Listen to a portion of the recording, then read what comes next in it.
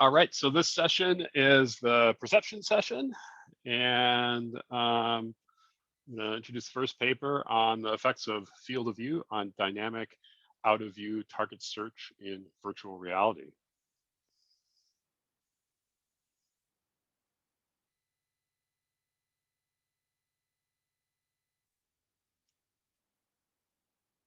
And let's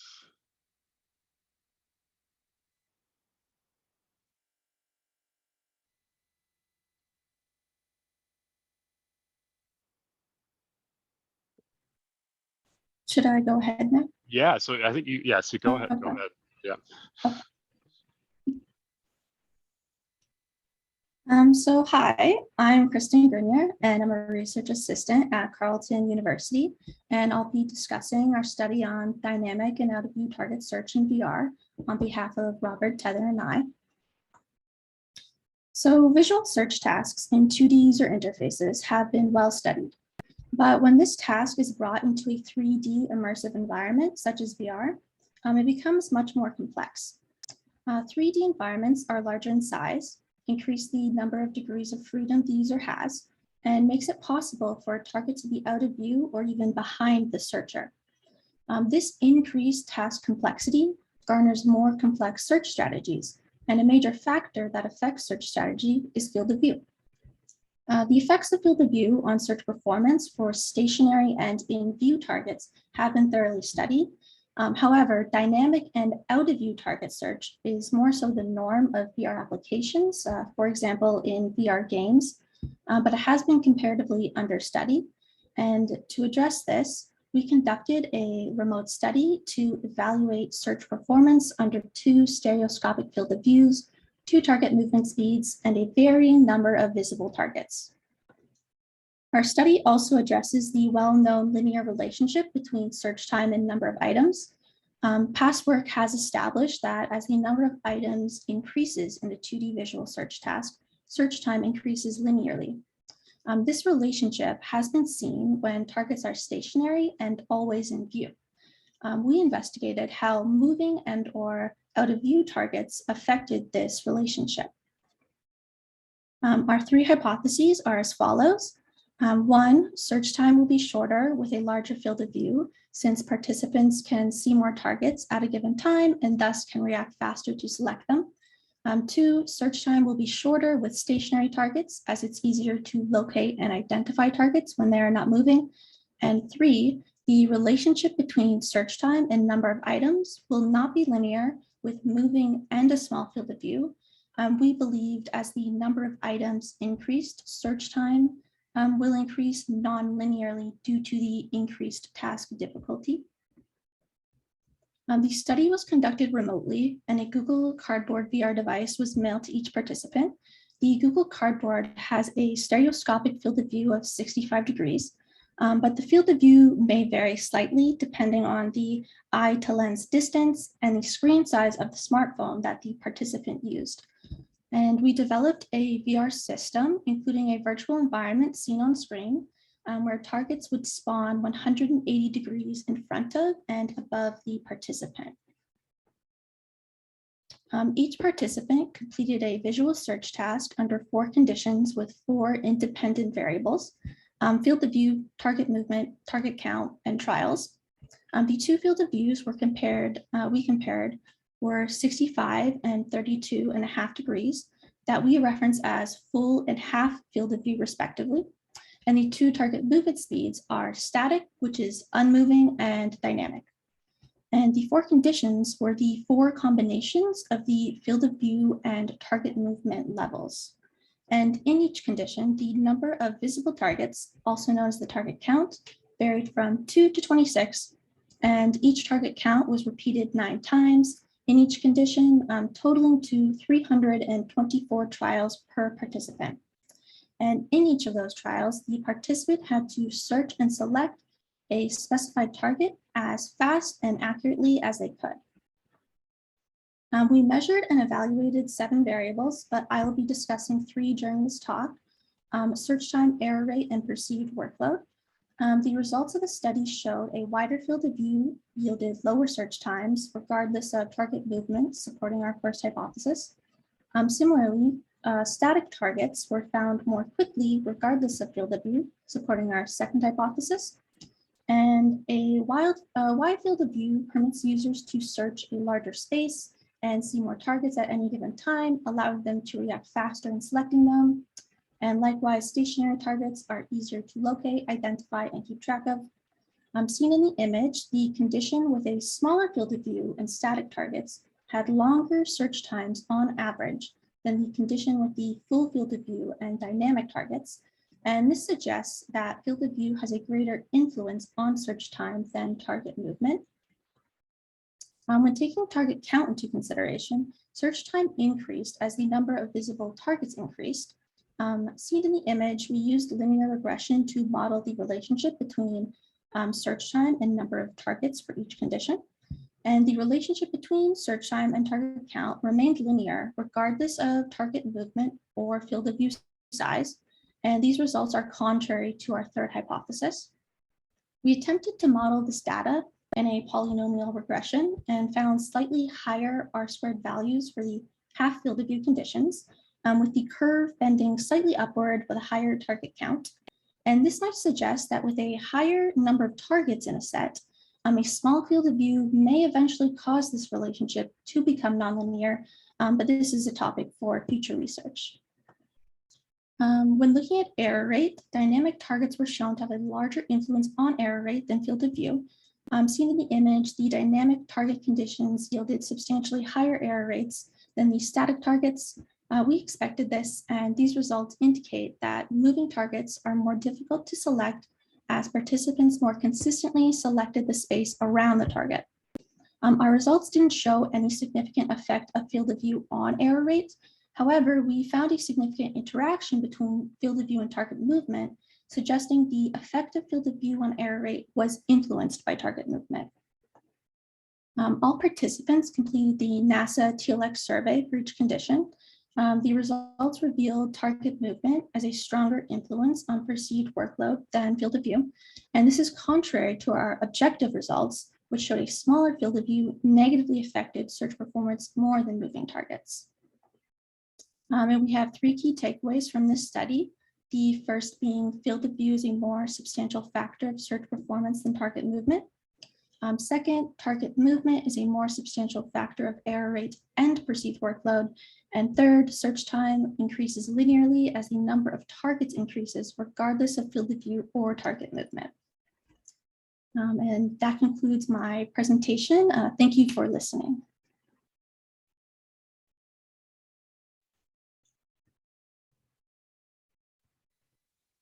All right, thank you.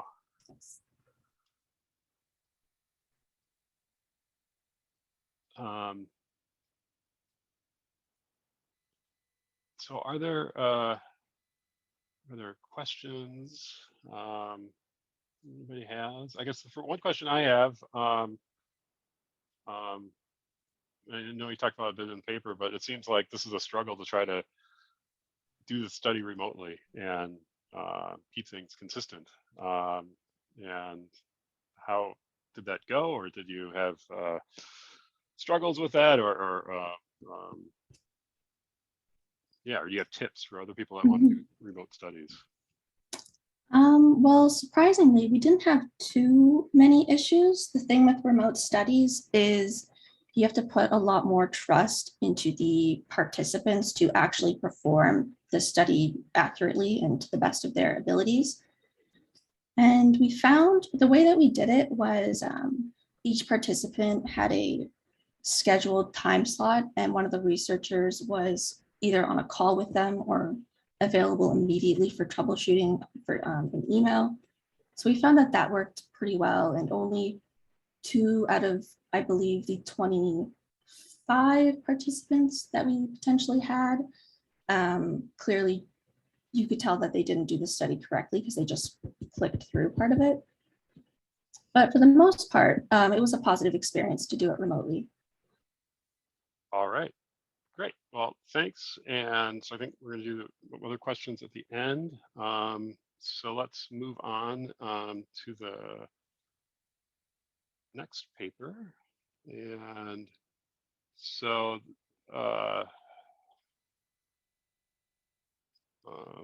So the next paper is the Smell Engine, a system for artificial odor synthesis in virtual environments.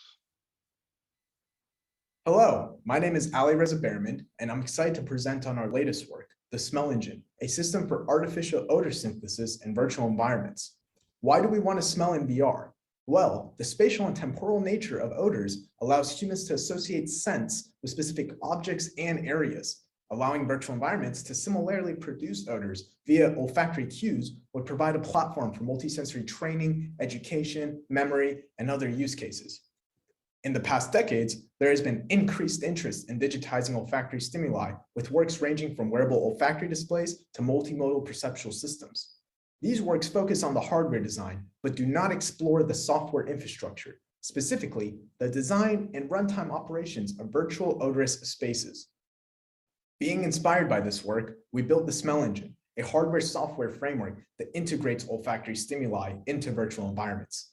The Smell Engine is designed to be spatially sensitive, meaning the strength of a smell is responsive to a user's position relative to the virtual odorous objects. Additionally, the Smell Engine provides modular interoperability, meaning it is designed to be agnostic of the olfactory display hardware. Lastly, our system achieves expressive scent programmability, offering developers the ability to program a wide range of odor profiles, odor intensities, and odor dispersion characteristics into the virtual environment. Altogether, this forms the basis of our design criteria. For our hardware design, we have an air source that constantly feeds air into a series of mass flow controllers, or MFCs. The MFCs regulate airflow rate into a set of solenoid valve devices, directing airflow into and out of a jar's headspace that contains the odorant vapor. Our system combines the odor vapors and directs it into the user's nose, where a vacuum continuously evacuates the incoming air. Through a series of mechanisms, we have mass flow controllers that govern the low flow and high flow paths. Each MFC is chosen to provide precise flow rate control in a different concentration regime, and by combining them, a high dynamic range is achieved. The solenoid valves direct the output of each vessel pneumatically to one of three paths: high flow, low flow, or no flow. The olfactometer directs clean airflow through the headspace of vessels containing liquid odorants. The odorous air output from the olfactometer is combined with clean air, then fed into a nose mask that nests over the user's nose. Total control over the composition of the odor is thus achieved by continuously and jointly setting the duty cycles of each solenoid valve and the flow rate set points of each MFC. The Smell Engine consists of design time operations and runtime operations. During design time, a developer programmatically defines odor sources within the virtual environment using the Smell Composer framework. During runtime, the Smell Mixer, Smell Controller, and Valve Driver are utilized to compute and produce smells. Let's dive deeper into the design time components and the runtime components. For the design time operations, the Smell Composer frameworks consist of odor sources, which are a feature vector of odor-specific concentrations and dispersion constants that a developer can use to specify and place odors in a virtual environment. Not only can the designer create stationary smells with odor sources, but they can also have odor sources that travel through a virtual environment, assigning it to moving objects such as an NPC. As an analogy, you can think of odor sources similar to that of audio sources in a game engine. Changing the mass concentration and spread of an odor sources component is similar to changing the volume and spread of an audio source component. Now let's switch over to the runtime stages. Using an atmospheric diffusion equation, the smell mixer component calculates an odor mix vector, a spatially dependent vector specifying the concentration profiles of all present molecular odorants relative to a user's position. The odor mix vector is then transmitted to the smell controller. The smell controller calculates the amount of flux needed to achieve the targeted concentrations, and then translates that into a schedule of valve duty cycles and MFC flow rates. The valve driver then issues multiplex digital and analog signals that correspond to scheduled valve states and MFC flow rates from the smell controller. To evaluate our system, we use a photoionization detector to measure the relative concentration of vaporized odorants sent into the nose mask. Through our system measurements, we observed a linear relationship between PID sensor readings and valve occupancy times. Additionally, we observed a linear relationship between PID sensor readings and mass flow controller flow rates. For the user studies, we determined the system's timeliness of odor delivery, the system's ability to help identify a user's olfactory detection thresholds, and the system's ability to help improve user localization of odor sources in a virtual environment. In our user study, we used the smell engine to identify user perceivable detection thresholds for changes in olfactory stimulus magnitude. Not only could the smell engine help identify a subject's odor acuity levels, but it could generate odor concentrations at an even finer granularity than user perceivable detection thresholds. For the final part of the user studies, we prompted users to identify odor sources in a virtual environment using two different odor delivery methods, a new distance approach and a kaleido-based approach. For the distance approach, concentration is a function of distance, gradually getting more potent with user's proximity. By contrast, with the kaleido-based approach, the concentration is fixed and activated when the user is within a kaleido. The results suggest that our system can improve user accuracy in localizing artificially generated odor sources within a virtual environment as compared to existing trigger-based solutions. Summarizing, we have created a unified olfactory hardware software framework that allows developers to create olfactory spaces during a design time and provides dynamic control of an olfactory display during runtime. Using the smell engine framework, our system provides spatially sensitive odor synthesis, modular interoperability, and expressive scent programmability. Thank you.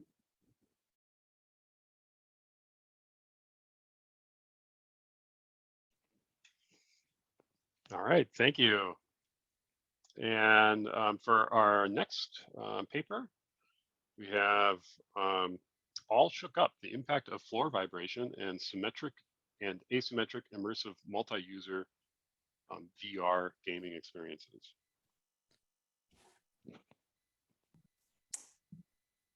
Give me 1 second. Right. Hello, everyone. I'm Sungchul Jung, Assistant Professor at Kansas State University. I'm happy to introduce our research, the impact of flow vibration in symmetric and asymmetric immersive multi-user VR gaming experiences.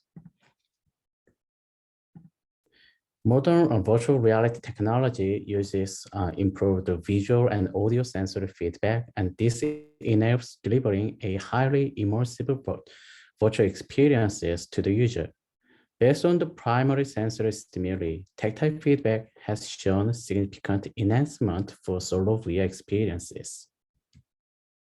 However, it is unclear if the non-positive multisensory cues from solo VR experiences support the players in multi-user VR experiences on the various task types and the symmetry of the system configurations. For example, individuals can have different system configurations that one user might have tactile feedback while the other might not, though they are working together. Thus, depending on the task type and the symmetry of the system configurations, the overall experience quality could be impacted. In order to focus on the symmetry in this study, we fixed our task type as competitive because collaborative task usually involves communications between the users, and this causes unforeseen effect due to the personal trait. Based on it, to attain a better understanding how to build better immersive, elusive, and preferred multi-user VR experiences, we designed a study in order to address regarding these two research questions. How does whole body tactile feedback delivered through the flow vibration impact the quality of multi-user VR experiences? How does the symmetry of the sensory cues impact the quality of multi-user VR experiences? We conduct a mixed factorial design with 4 conditions for each pair of participants. First, both A and B had vibration. Second, neither A nor B had vibration as a symmetric group. Third, A had vibration, but B did not. And fourth, B had vibration, but A did not as an asymmetric group. We involved 9 dependent variables: presence, co-presence, social presence, plausibility and embodiment as an illusion factor, engagement and coherence as a context factor, game performance and system preference. In order to address the research questions, we propose 3 hypotheses. Please refer this in the paper. Before we run the study, we conduct a power analysis and the projected sample size was 36. We recruited 78 participants and thus total of 39 pairs were involved in the study. To generate an appropriate vibration, we send the sound signal through the amplifier to the 4 transducers, which are attached to the underneath of the floor. We use the unit game engine to control the game, log in the data, and render the game scene through the HTC Vive headset. We gave more detailed information about the system in the paper. The game is a shooting game like Angry Birds. The 2 players were asked to manipulate the cannon's horizontal and vertical angles using the virtual crank with a Vive controller. When they decide the angle, they shoot the cannonball by pressing the trigger button. When they hit the opponent's cannon, then the user wins the game. In the vibration condition, the user can feel the bombing vibration, which matches the cannonball's hitting. Here is the record video of the study.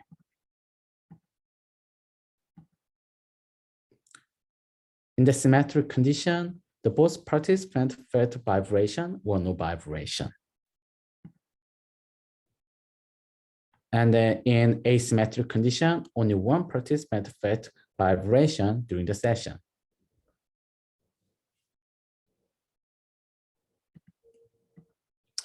We conduct the study along with this procedure. The pair of participants experienced both with vibration and without vibration.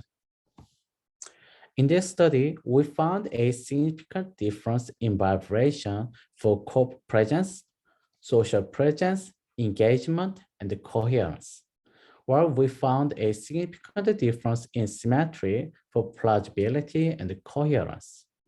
However, we found the effect size was small in all variables. The descriptive statistics shows that most of with vibration condition seem to impact the dependent variables, which shows the significance in the previous slide. Every participant experienced both system type in the study. Thus, at the end of the second questionnaire, we asked for overall experience preference.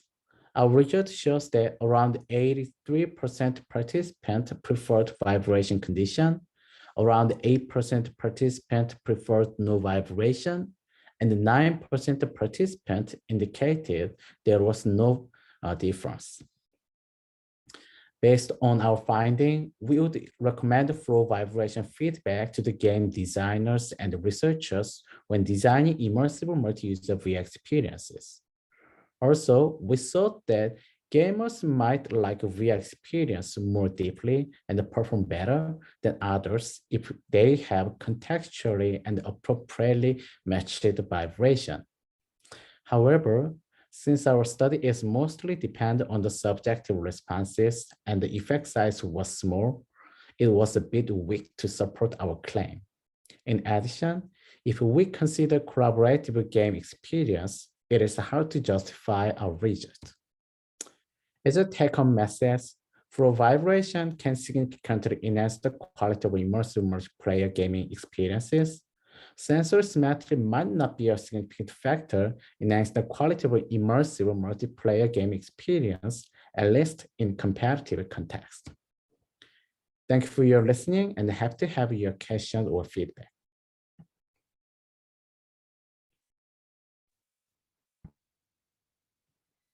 All right, thank you. And yeah, we got a couple of more papers, and I want to remind everybody they can ask questions on the Discord channel. All right, so on to our next talk. is Shedding Light on Casting Shadows, an investigation of perceived ground contact in AR and VR. Yeah, hi. So my name is Haley Adams, and I'm a PhD candidate in computer science at Vanderbilt University. Thank you for the introduction. So today I'm here to present my work, Shedding Light on Cast Shadows, which was conducted under the tutelage of Bobby Bodenheimer, Sarah Creem-Regehr, and Jeanine Stefanucci, and with the support of Grant Pointon and Bill Thompson. So a common complaint from users of augmented reality technology is that virtual objects appear to float within real world scenes. And one way we can try to mitigate this floaty virtual appearance of objects is to render better cast shadows.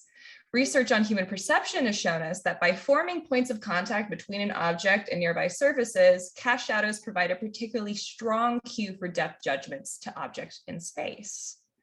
However, rendering shadows in augmented reality can be challenging. For example, optical see-through displays like the Microsoft HoloLens cannot render black color values because they rely on additive light to create virtual images. How then can we best provide surface contact information in AR, given the unique limitations and rendering approaches of different HMDs? Further, how realistic do they need to be? To investigate this issue, over 2 experiments, we assessed how the way cast shadows are shaded influences surface contact perception in 3 types of head-mounted displays: virtual reality, video see-through, and optical see-through augmented reality. Specifically, we look at the HTC Vive Pro, the Vive Pro with an attached Z-Mini stereoscopic camera, and the Microsoft HoloLens 1. In our first experiment, we presented people with 4 shadow shading conditions. The first was a traditional dark shadow, the second, a gradient shadow, the third, a white shadow, and the 4th condition was no shadow at all. Our gradient shadow condition was developed to create a realistic shadow for the optical see-through display, and it's pretty similar to the shadow rendering techniques proposed by Manabe, Ikeda, and colleagues. This approach uses simultaneous contrast to create the illusion of a shadow by rendering light near the outer edge of the shadow shape. So to understand the influence of these different shadow shading approaches on people's surface contact perception, we showed people virtual objects that were presented either on the ground or slightly above it. We then asked them to rate their certainty in perceived ground contact for each stimulus using a 5-point response format, with verbal anchors where values map from 1, definitely touching, to 5, definitely above. We used a mixed factorial design in which HMD type was a between subjects variable and shadow type was a within subjects variable. We also presented targets at multiple distances to better generalize our results. 36 people volunteered to participate in this first study. So for our analysis for this, we employed a Friedman test with Wilcox and Stein rank test with Bonferroni correction for post hoc. These analyses were conducted independently for each display. We expected the presence versus of absence to have of shadow to have a significant effect of surface contact on all displays, and we did find this. A curious finding from our first experiment was that the white shadow, our least realistic shading approach, resulted in higher confidence of surface contact when objects were positioned above the ground for both the optical see-through and the video see-through displays. This result was particularly unexpected, given that researchers in the past have argued that realistic shading for virtual objects may be necessary for accurate space perception in AR. And because the target object in our first study used a dark wooden texture, we suspected that the high contrast of the white shadow's color against the dark object may have allowed participants to more confidently rate surface contact. As such, in our second experiment, we explored the effects of color contrast between an object and its cast shadow. For this evaluation, we used a 2 alternative forced choice design with method of constant stimuli, which is a classic psychophysical paradigm. This allowed us to use multiple heights in our evaluation and to restructure our experiment as a within subjects evaluation for further control. We used a within subjects factorial design in which 2 levels of shading for target object and shadow were presented, and targets were shown at 6 different vertical displacements. With repeated measures, each participant completed 1,320 trials over 3 hours, which resulted in a grand total of 7,920 data points collected overall. Thank you for those participants. For analyses, we fit a generalized linear mixed model by specifying binomial logit errors. And so for all three devices, the dark object with the light shadow condition resulted in a significantly higher likelihood of correct judgment, a result that echoes the findings of our first experiment. And in the video see-through and VR displays, this shading condition was the only one that was significantly different. However, people's judgments in the optical see-through device proved highly sensitive to all shading conditions. Overall, our results indicate that surface contact judgments in the HoloLens were more accurate when a light shadow was present, which is an outcome that has implications for the design of applications that rely on additive light for rendering. But there are a number of limitations to the current work. One clear limitation is that we used a simple rectilinear shape for our target, which may affect the generalizability. Fortunately, we've addressed this limitation in our upcoming publication, so please look forward to reading this research in the near future. A second limitation is that just as differences in color between an object and its cast shadow can influence shadow perception, so can background information, and it will be important to consider different backgrounds for testing surface contact in future work. In conclusion, within this research, we find that realistic shading for shadows may not be essential for creating surface contact in XR displays. At first glance, this may seem counterintuitive. However, outside of this body of research, we can already see challenges to the need for realistic shading in related forms of media. Photographers use colored light and shadows for stylized effect, and video games often rely on colorful visual markers to indicate where items are located in space. The findings of our research are especially promising for additive light displays, since they provide an opportunity to enhance space perception without computationally expensive rendering. And thank you for listening to my presentation. I look forward to your questions at the end of the session. All right, thank you. And so we've got one more paper next. So the last paper is on the effects of transparency on perceived humanness, implications for rendering skin tones using optical see-through displays. All right, thank you for the introduction. My name is Austin Erickson. I am a PhD candidate over at the University of Central Florida in computer science. I'm happy to present this work on behalf of my co-authors listed here. So we are all probably pretty familiar with these displays listed here. The HoloLens, the Magic Leap 1, these are what we come to think of when we hear the term optical see-through augmented reality display. Now these displays use what's known as an additive light model.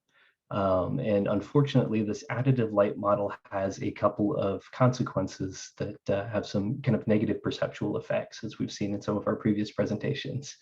So the first of which is that they cannot render the color black, right? They function by adding light into the scene, and unless you're in a really dark scene, you would typically need to take light away to be able to display a black image on these types of displays. So when you have like a typical UI that's a white background with dark colored font, that black font will be completely transparent, kind of like what we're seeing in this top left image here. So we just see straight through that white panel to that brick background to the brick in the background.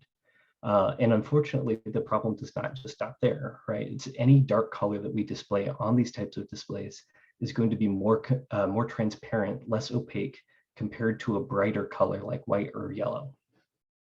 It even extends all the way up to the point to where if we're using a white panel like we see in these images, we have this issue that we've come to know as color blending, where the appearance of that virtual image will blend with the physical environment. And unless we're correcting for that in some sort of color remapping, it will appear kind of ghostly and transparent.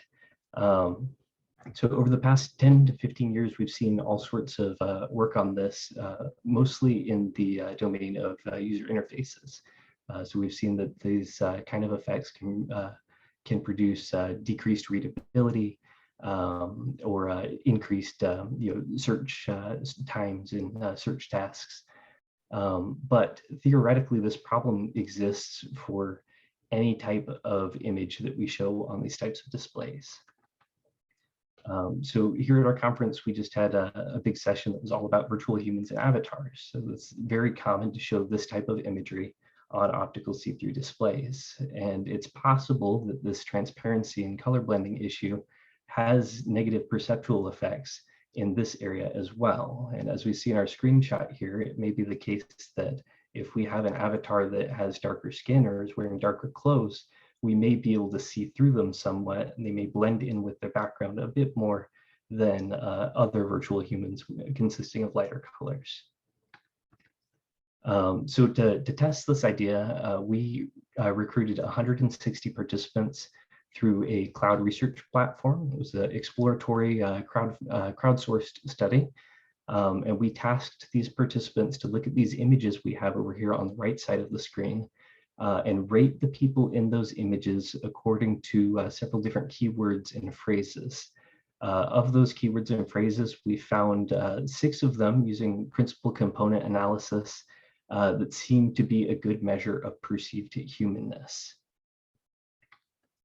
So as you can see, we have all sorts of variation in the images on the right. They vary according to 3 different independent variables. It's the opacity level shown from left to right. We have the appearance, which could be either a 3D virtual avatar, or it could be a real picture of a person taken from the Chicago Face database. And we also have the model in the image, which can vary between a white male, a black male, an Asian male, or a zombie, which we included as a means of validating our perceived humanness measure. So with regard to the opacity level, we wanted to have a condition that would kind of match what the user would see if they were using a pretty common optical see-through display like the HoloLens. So to do this, we performed a quick perceptual matching task where we had a user who wore the HoloLens and compared a virtual human they saw on that display to the same virtual human shown on a flat panel display nearby. So they were able to tweak a couple of parameters in Photoshop on the flat panel display. And the results of this indicated that 35% opacity and additive layer blending yielded images that best matched between the HoloLens and the flat panel, at least for our particular conditions in our testing environment. So from there, we also had 2 other intermediate opacity levels at 68% and 100%, and then a control image that was 100% opaque with normal layer blending. So for our results, we were first able to validate or verify our measure of perceived humanness. We were able to see that our zombie images were rated as significantly less human compared to any images of people. Second, we were able to see that the avatars were rated as significantly less human compared to the Chicago Face database images of real people. So this kind of validated our measure. And with that, we were able to see that opacity level does have a significant effect on the perceived humanness of the people in those images. So the participants perceive them to be more human when they're more opaque and less human when they're more transparent. And while this may seem like kind of an obvious finding, it has some really important implications. So we see that opacity level is linked to perceived humanness. And we know that on these types of displays, darker colors appear more transparent, less opaque. So this implies that if we have virtual humans with darker skin tones, they may be perceived as less human compared to virtual humans with lighter skin tones. So this implies we may have an unintended racial bias in the presentation of virtual humans on these types of displays that we might not have been considering until now. Unfortunately, it looks like it will be at least a couple of years before the display technology catches up to the point to where we can display all of the colors in the display's color space at the same level of opacity. So we really need to come together and be aware of this bias as we move forward in the field and think about any alternative means of eliminating it. So moving forward, there is a lot more work to do in this area. I mentioned this was a crowdsourced user study. So our participants were viewing modeled images on their own flat panel displays instead of using the HoloLens or Magic Leap. So we do need to verify that these results do carry over. We expect that they do. We also need to do testing on a wider variety of images. We were limited to 4 different images for 2 different virtual humans versus real images. So we need to test a lot more, and as well as the effects of variables such as dynamics and particular applications like video conferencing apps to see how these things affect user perception. So thank you so much for your attention, and I will be ready for questions at the end here.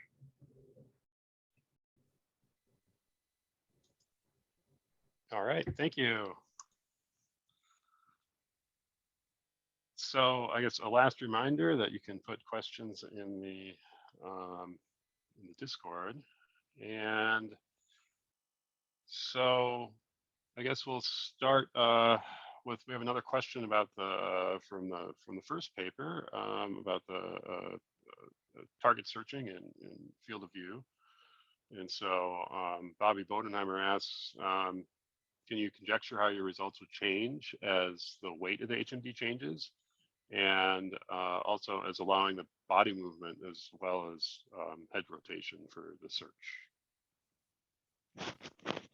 So to answer the first part of that question, one of our future work ideas is to redo the study to see if the results can be generalized to commercial head-mounted displays, and that HMD would be heavier. And I can see that potentially changing two results. The first being it would make the participant slower in their head movements, which would slightly increase the average search times. But I could also see the extra weight making it less likely for a participant to overshoot a target when trying to select it. And another thing to consider, all but one of our participants decided to not use the head strap when using the Google Cardboard. And a lot of them at the end made comments about how they felt, their arms felt exhausted from holding up the cardboard. So I think with using a heavier display, which would then have a head strap, it might actually cause the perceived workload to decrease because they wouldn't have to have their arm up all the time. And for the second part of that question about allowing body movement, I would guess that if we used the same environment, most participants would probably choose not to move their body, since moving their head would be faster and the environment that we used is pretty small, so you wouldn't need to. However, if participants were to move their bodies when searching for targets, I think the perceived workload of the task would definitely increase given the increase in physical activity. And I also think this may allow participants to select targets more accurately. And by that, I mean participants may be able to lock their gaze on the target faster, keep it on the target so their gaze doesn't exit and re-enter the target, which is something that we measured in the study. And they would be able to make a successful selection without missing the target faster. That's it. All right, thanks. So then there's a question about the second paper, the smell engine on odor synthesis. And one of the questions is since VR headsets are trying to become wireless, are you planning, or do you have thoughts about developing a wireless version of your work? Yeah, to address that question and the preceding ones, if time permits. Yes, there are plans, currently ongoing plans actually, of developing a wireless form factor of the headset. With each different form factor, there's specific affordances they offer. With a desktop-based system, we see this being more utilized in perhaps medical screening usages, not just virtual reality alone. Whereas with the more wireless wearable form factor, you perhaps have a lower concentration range that you can operate with, but you can enhance and enable a lot of new VR experiences. And if you look in commercial realms, there are a few wireless olfactory display devices that just magnetically attach to VR headsets. Should I go through the other questions, or do we want to say? Yeah, well, there's one other question too, which also was a question I had, which was, do you have a future plan for developing, more varieties of scents? Yeah, that's a great question. There's no RGB, so to say, for smell. One thing I will say, which is touched on in section 4 of the paper, is that there's an open public database known as PubChem that the NIH has sponsored, And so this provides a range of different chemical and physical properties for molecular odorants, which means you have a large catalog to work with, and we integrated that API with our system. So when we say, well, do we have future plans for more scents? Yes, absolutely. It's actually currently possible. It's a matter of just buying the base chemicals themselves, plugging it into some sort of olfactometer or olfactory display, and then it goes through the runtime stages. Now, there are other ways to make this more intelligent and explore other forms of odor theory, which Yasuyuki actually kind of questions, being our approach is an approximation. It's not necessarily very scientifically rigorous. However, there was work in 2020 IEEE VR where they did computational fluid dynamic simulations to model the airflow of an odorous environment, and then they use this to determine the concentrations. And so we are also incorporating similar elements into our systems so that we can really take advantage of different types of scent profiles. All right. Thank you for the questions.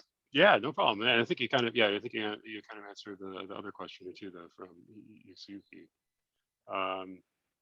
So I think we'll move on. So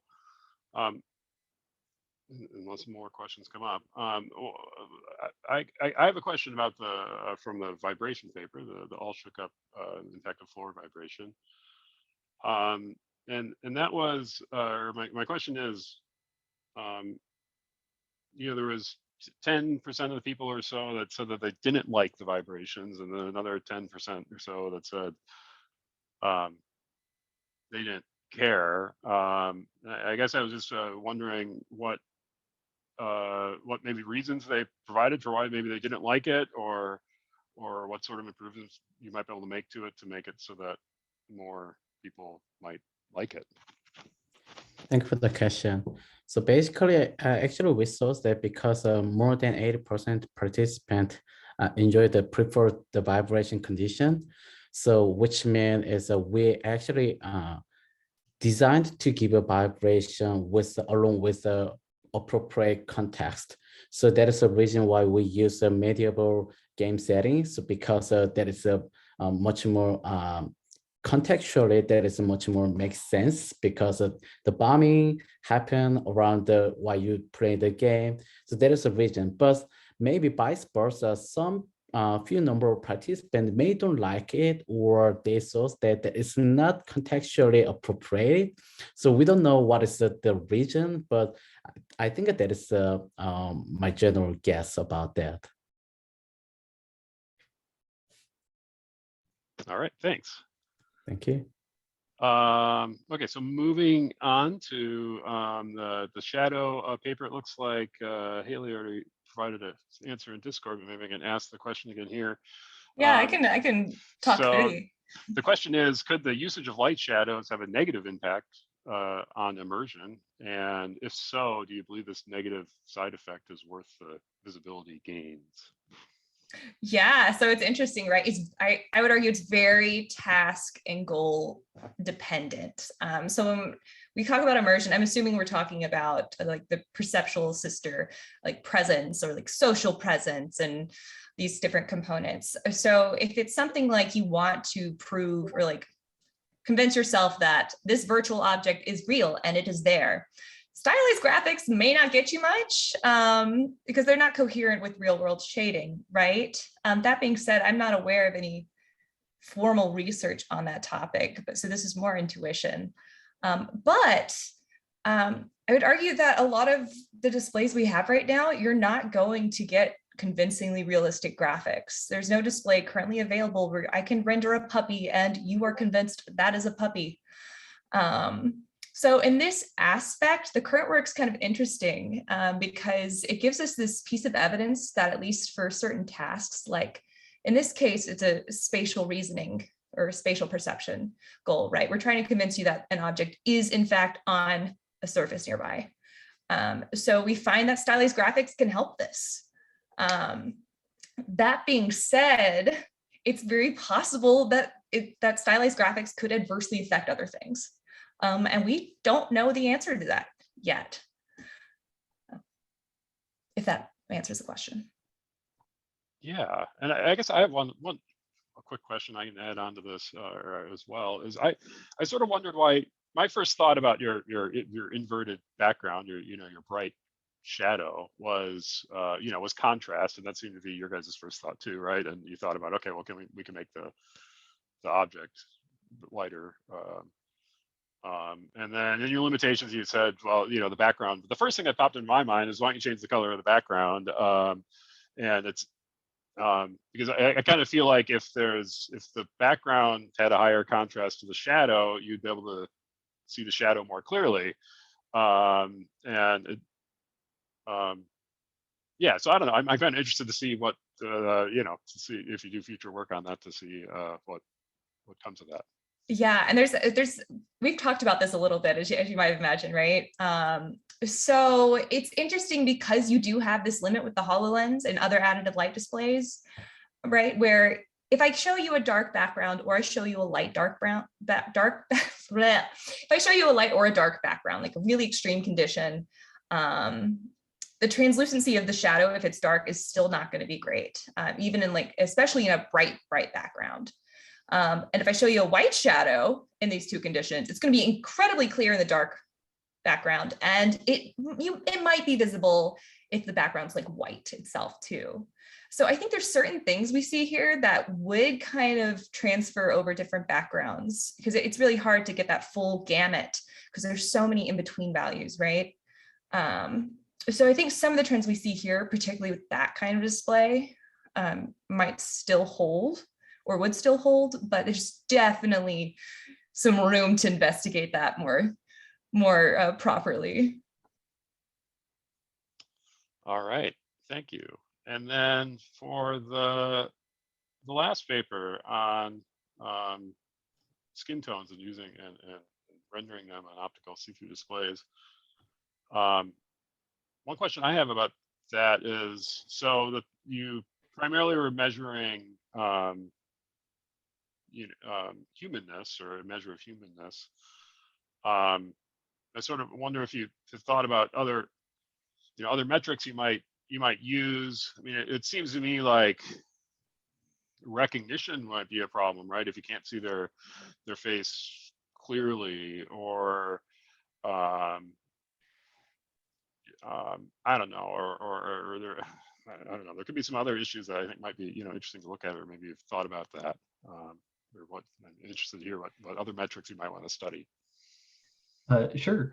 So yeah, I hadn't thought much about recognition, but some of the other things that we've discussed and that's been kind of in our notes were measures like co-presence and social presence, things like that, seeing how these different virtual humans with varying skin tones and varying contrast with their environment have different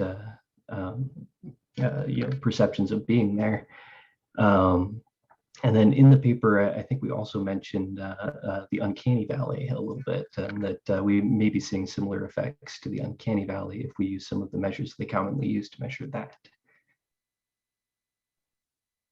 Great.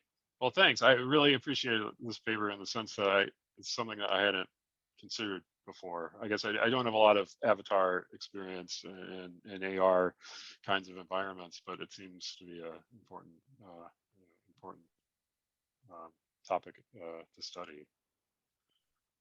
All right, so I think this concludes our session. I don't see any other questions in the chat. But thank you all, and thank you for the papers. They're all very interesting. Thank you.